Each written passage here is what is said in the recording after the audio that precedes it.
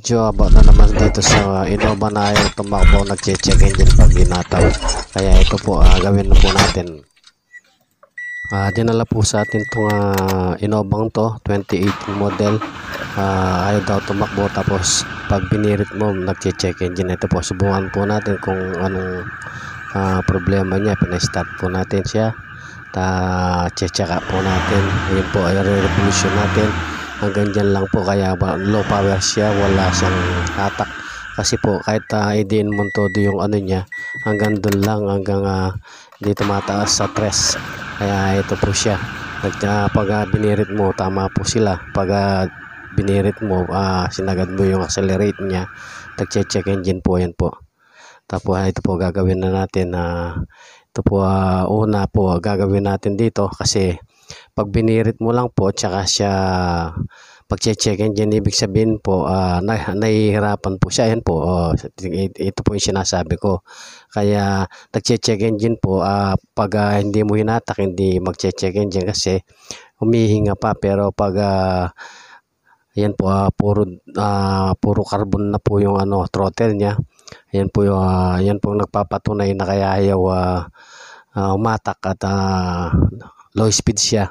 Kasi po hindi na makagalaw itong kanyang butterfly. Lahat po ng kanyang kasukasuan, lahat po ng mga niya nahihirapan. Kaya nagche-check engine po yun, nahihirapan yung sensor. Kaya umiilaw yung check engine niya, nagwa-warning siya na ibig sabihin hindi makatrabaho ng maayos itong kanyang sensor, itong throttle dito sa yung ayan po, puro carbon. Ito po yung cooler niya sa throttle cooler niya po, barado rin po siya, kaya hindi siya nakakahinga, nahihirapan tumakbo. Lalo na pag binirit mo, talagang ayaw tumaas yung RPM niya, yung niya, yung takbo niya. Kaya low power ang tawag diyan. Kaya pag nalinis yan, kahit ang isang tao na barado yung pinakapuso niya at saka hininga niya, yan pong mangyayari, nahihirapang huminga. Kaya ito pong sasakyan na ito, parang nahirap siya na huminga. Kaya nagche-check engine siya. Yan po, binunot na din po natin itong intake niya para malinisan. Ayan po, puro carbon.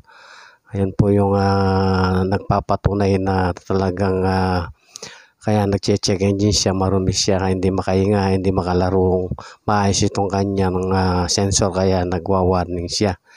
Ayan po, konting dumi lang po yan, talagang magche-check engine siya, magwa-warning siya, kasi hindi makatrabaho ng maayos yung kanyang TPS at saka kanyang aya, pati ang kanyang EGR, maruming-marumi. Kaya nagwa-warning siya. Yan po ang laging problema ng mga diesel ng Innova, Toyota, Mitsubishi, Fortuner. Yan, ganyan po, lalo na po yung Mitsubishi, Mitsubishi Montero, yung lakas mga carbon ng kanyang EGR at throttle at intake manifold, carbon yung mga Mitsubishi Montero. Yan po, sakit din po ng Montero yan, yung mga Mitsubishi na malakas din mag-carbon.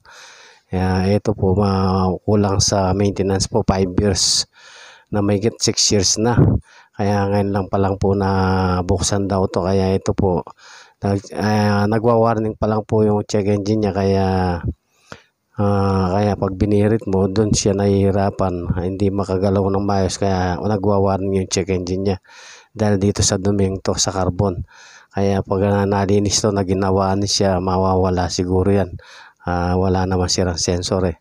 Ito lang po nagiging depekto, kaya low power siya, tsaka hindi makatakbo, hindi makahinga. At pag binirit mo, lilitaw yung check engine, magwa-warning siya dahil nga dito sa duming to. Ayan po, nalinis po natin, malinis na. At pag katapos niyan, sasalpak na natin para masubukan natin at kung maayos siya, maayos yung ginawa natin at mawawala itong check engine niya. Ayan po, excuse me po. Ayan po, paanda rin na natin. Ayan po, nawala po yung check engine niya. Kasi po, naginawaan itong makinan to. At hahatak na po niyan pag ganyan po. Pag nawala yung check engine na yan, ayun po, ulan niyo po yung revolution niya. Dati po ayaw makyat ng hanggang 2,500 lang, hirap na hirap. Ngayon po kapag hinatak mo itong kanyang accelerator, lumalampas na ng 4,000. Ayan po, okay na yan. Hindi po natin mahatak ng todo, baka ma-over RPM po siya, kaya patatakbuhan na lang po natin. Okay na po yan pag ganyan po yung kondisyon ng makina, kondisyon na kalugkog ng makina na pag hinahataw, okay na po siya.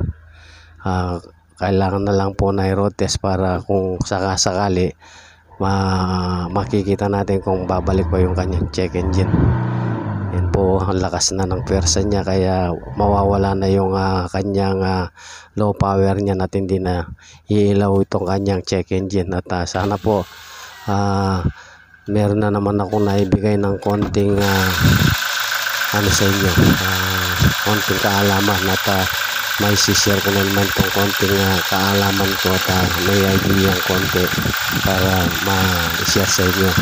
Salamat po sa lahat ng sumusubaybay. Ayun po, rinoroad test po natin at hatawin natin. Okay na po siya, kaya yung takbong yan, at saka magaan tumakbo, kaya nagpapasalamat po ako at nakuha na natin itong kanyang trouble at hindi na po siya nag-check engine at pwede nang i-release to.